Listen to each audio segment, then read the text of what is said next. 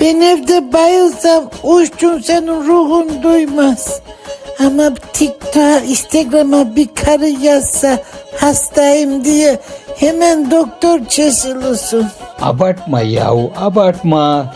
Bak işte buradayım. Buradasın ama yoksun.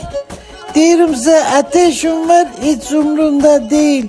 Ama oradan bir karı dese ateşim var diye hemen teşhisini koyarsın.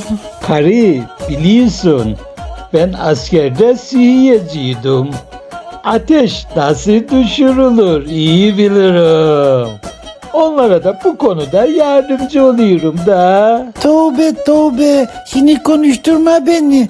Madem askere sihiyeciydin, bu asker evde izine mi çıktı? Evde hiç ateş düşürdüğünü görmedik. Nasıl?